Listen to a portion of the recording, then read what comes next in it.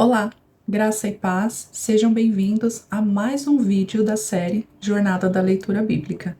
E hoje nós vamos falar a respeito do livro de Esdras.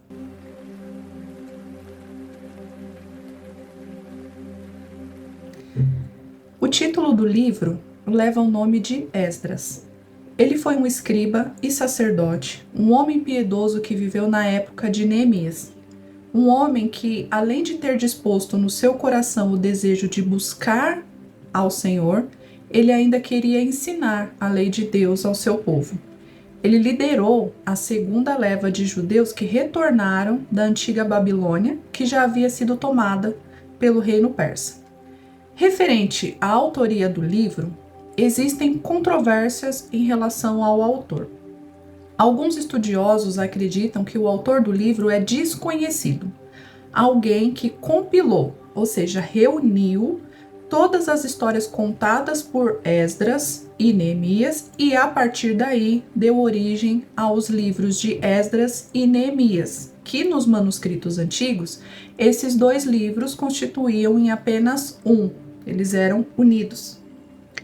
Mas as tradições judaica e cristã atribuem a escrita do livro a Esdras mesmo, já que ele era um escriba que tinha acesso a documentos administrativos do arquivo da realeza citados no livro, os quais poucas pessoas tinham acesso e que, além de utilizar os arquivos para escrever, ele também teria escrito a partir das suas memórias, pois Esdras estava presente em grande parte dos acontecimentos narrados.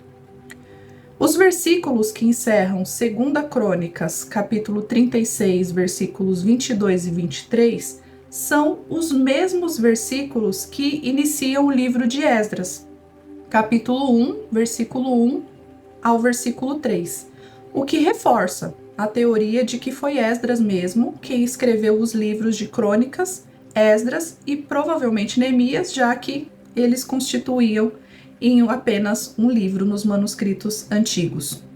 Foi Jerônimo, o tradutor da Bíblia para o latim, a Vulgata, quem fez a separação dos livros, e as demais traduções acompanharam essa divisão e permanece como conhecemos hoje, o livro de Esdras e após o livro de Neemias. Esdras escreveu o livro ao longo dos anos, e é provável que a redação final tenha ocorrido em torno do ano de 420 a.C. Os dois livros, Esdras e Neemias, abrangem um período de 115 anos de história, desde o retorno da primeira leva dos judeus para Jerusalém, em 537 a.C., até o segundo mandato de Neemias como governador de Jerusalém, em 422 a.C.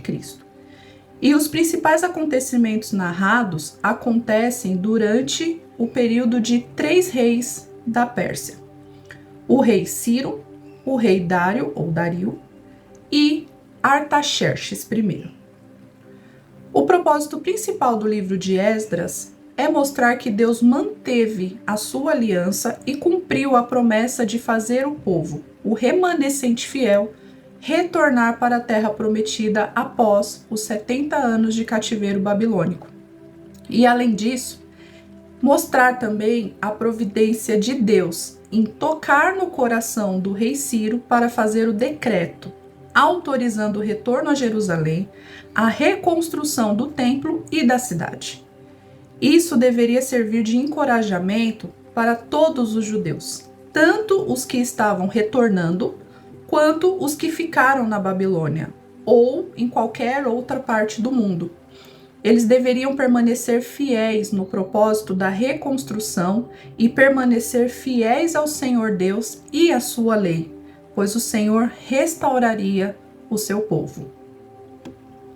Então, o que nós vimos no decorrer da história foi que o reino havia sido dividido em Reino do Norte, Israel, e Reino do Sul, Judá. E que em ambos os reinos o povo se corrompeu, tanto moral quanto espiritualmente, e se distanciou do Senhor, pecando contra ele e praticando a idolatria. E como consequência, o Senhor permitiu que no ano de 722 a.C., o reino da Assíria, depois de ter sitiado Israel, o reino do norte, durante 3 anos, os levou cativo e nunca mais eles voltaram a ser uma nação. O rei da Assíria, como uma estratégia de guerra, levou outros povos e fez com que eles se misturassem com o povo de Israel, que ficou na antiga capital de Samaria. Não demorou muito para que os casamentos mistos começassem a acontecer. E isso fez com que os israelitas que haviam ficado perdessem a sua legitimidade como povo, e como consequência dessa mistura, tanto de povos como de tradições, eles também perderam a sua identidade religiosa, porque a adoração não era mais única e exclusivamente ao Senhor Deus. Aos descendentes provenientes dessa mistura, desses israelitas que viviam em Samaria com os estrangeiros, deu-se o nome de samaritanos. O Reino do Norte nunca mais voltou a ser uma nação ou se recompor como povo. Eles foram dispersos pelo mundo. Enquanto isso, no Reino de Judá, ele continuou a existir por mais 117 anos. E apesar disso, apesar de eles terem visto o exemplo dos seus irmãos, eles também não se converteram ao Senhor. E o Senhor permitiu que no ano de 605 a.C., a Babilônia invadisse Judá pela primeira vez, levando alguns prisioneiros. No ano de 597, houve a segunda invasão da Babilônia e, finalmente, no ano de 586 a.C., eles destroem o templo e levam os restantes que ficaram, deixando os camponeses, os mais fracos, os doentes e os que não aguentariam a viagem para a Babilônia, onde ficariam 70 anos exilados. Estes que ficaram em Jerusalém ficaram tanto sem liderança política quanto sem liderança eclesiástica, já que a Babilônia havia levado os homens mais capacitados para o cativeiro, deixando os mais pobres sob a regência de um governador. Mas estes que ficaram passaram por muitas dificuldades, pois estavam em uma terra totalmente destruída, sem a proteção dos muros, e muito suscetíveis tanto à doença quanto à fome e também ao ataque dos inimigos. Já haviam se passado 70 anos do cativeiro e o grande império babilônico havia sido tomado pelos medo-persas. Era o primeiro ano do reinado do rei Ciro, e este acreditava que a adoração a deuses estrangeiros era uma vantagem política. Então ele tolerava e até incentivava que os povos dominados por ele, ou por eles, pelos medo-persas, permanecessem com as suas práticas religiosas e até que eles retornassem para suas terras de origem, desde que pagassem os devidos tributos, diferente da antiga Babilônia, que conquistava os povos e levava-os como escravos para o seu país. Olha a soberania de Deus na história. Sendo assim, no ano de 538 a.C., Ciro emite um decreto permitindo o retorno dos judeus para Jerusalém, a reconstrução tanto do templo quanto da cidade. E isso aconteceu se cumprindo a palavra que o Senhor havia falado por meio dos seus profetas.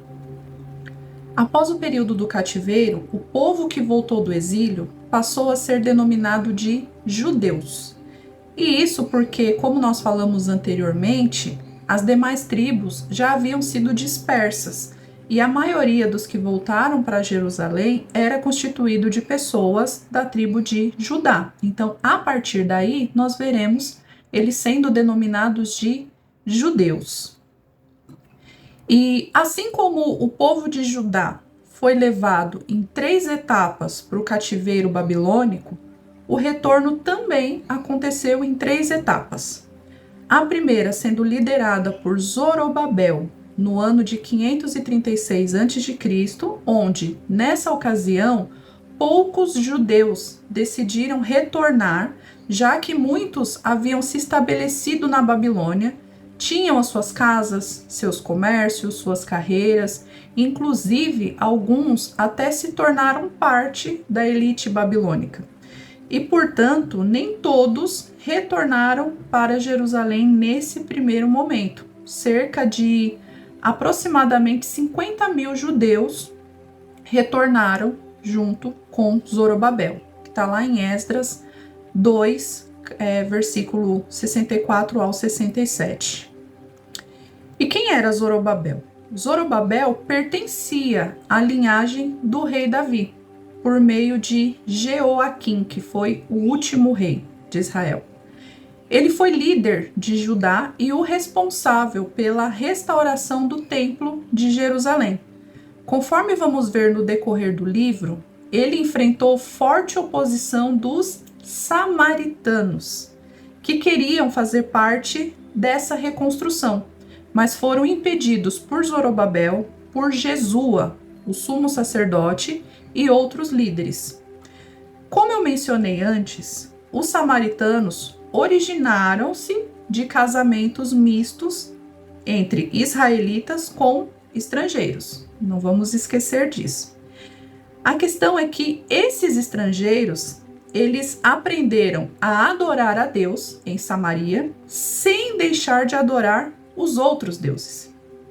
Ou seja, houve o que nós chamamos de sincretismo religioso. E o que é isso? É quando há a reunião de várias doutrinas e crenças diferentes. E isso não era problema para os samaritanos, pois com o decorrer do tempo, eles desenvolveram uma maneira própria e supersticiosa de adorar a Deus, que não era a maneira como o Senhor ordenava na sua lei. Eles acreditavam que participando da reconstrução do templo, teriam mais um lugar para continuar adorando a Deus, porém da maneira deles, não como a lei ordenava. Olhando para trás na história de Israel, era exatamente assim que o povo começava a se corromper. Quando eles toleravam o que pareciam ser pequenos costumes pagãos, passavam a assimilar outras culturas. A consequência era sempre o distanciamento do Senhor e da sua lei, culminando na idolatria. O povo de Israel estava ciente de que o que os levou ao cativeiro foi principalmente desobedecer à ordem do Senhor com respeito à idolatria. E isso fez com que eles nunca mais incorressem nesse mesmo erro.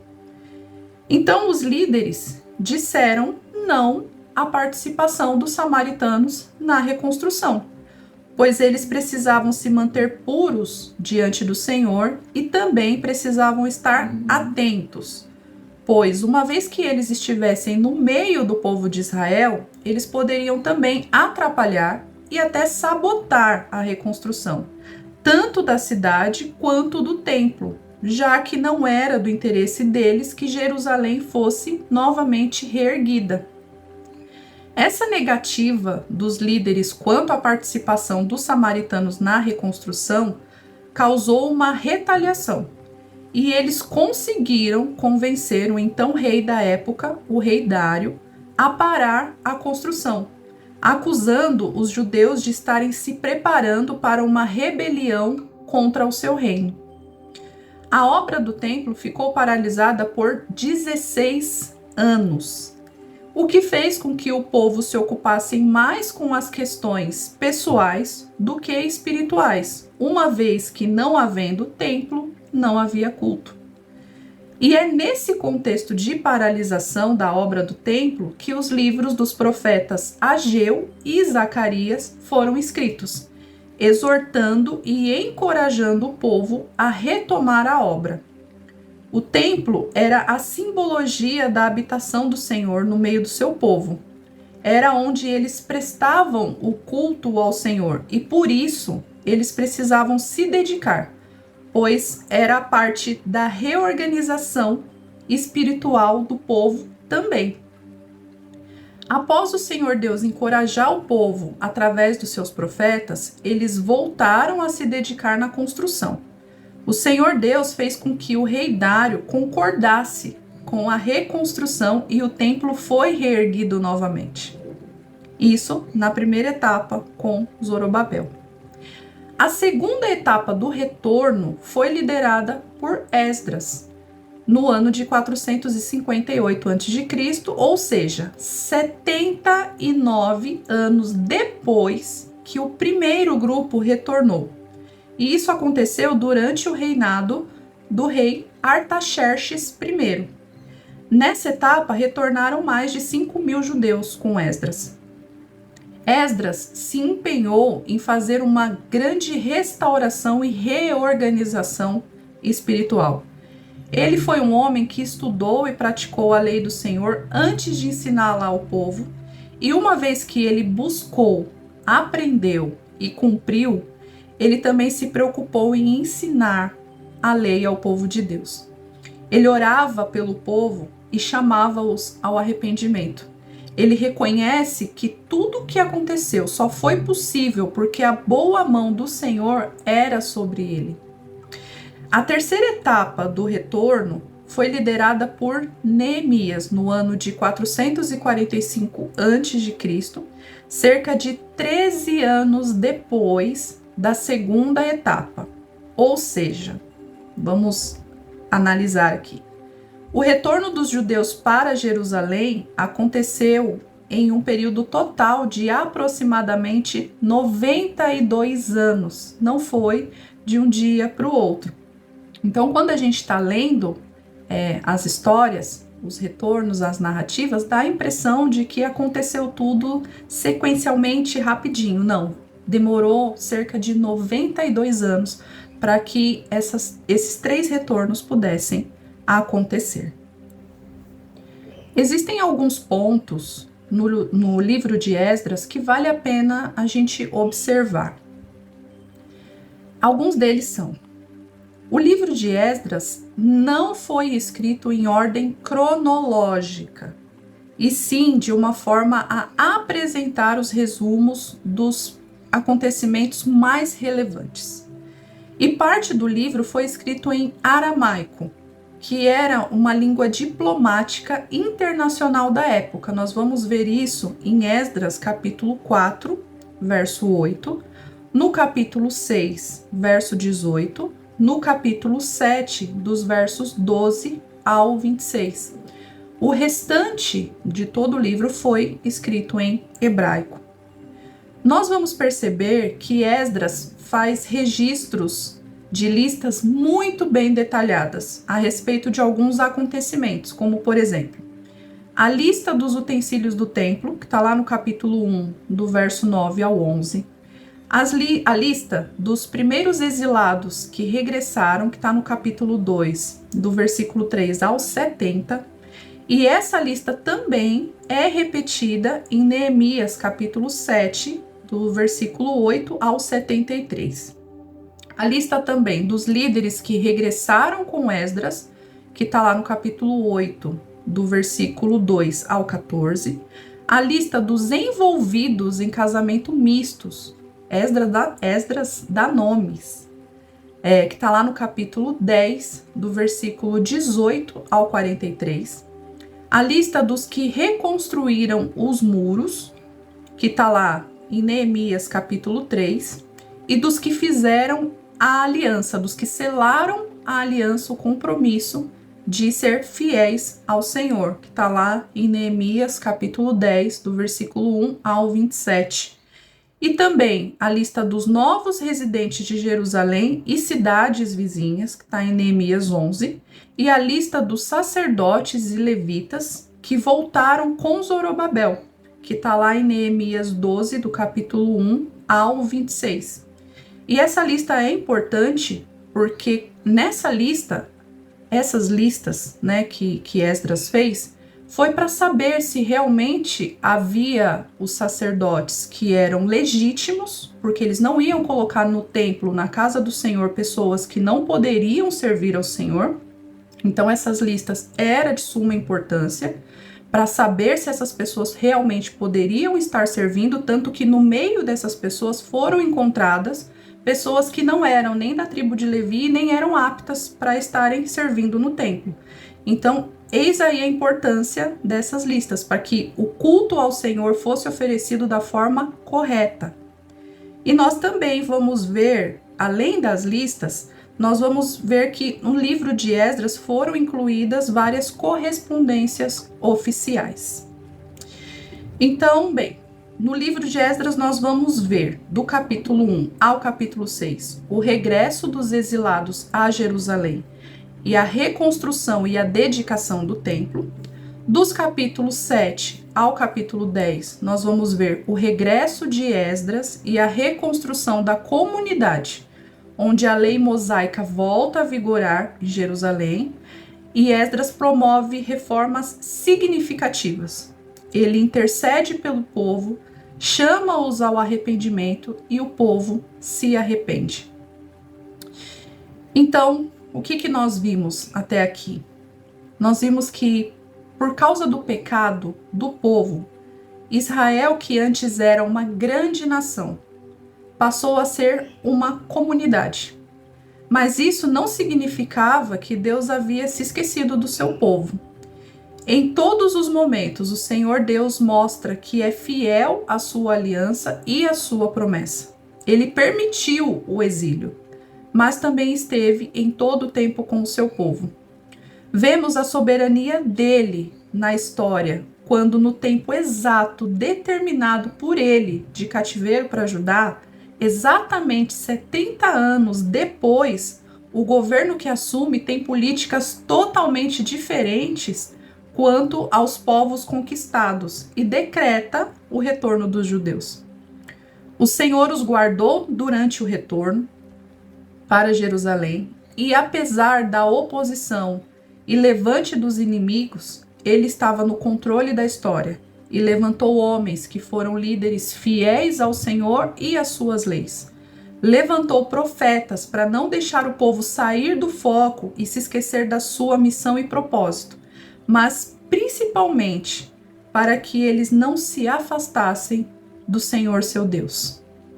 Nós vemos que em todo o tempo o Senhor Deus foi fiel, mas em todo o tempo também sempre desejou a fidelidade e um coração contrito do seu povo. Bem, então, por enquanto nós ficamos por aqui. Que Deus abençoe, boa leitura e até o próximo vídeo, se assim Deus nos permitir.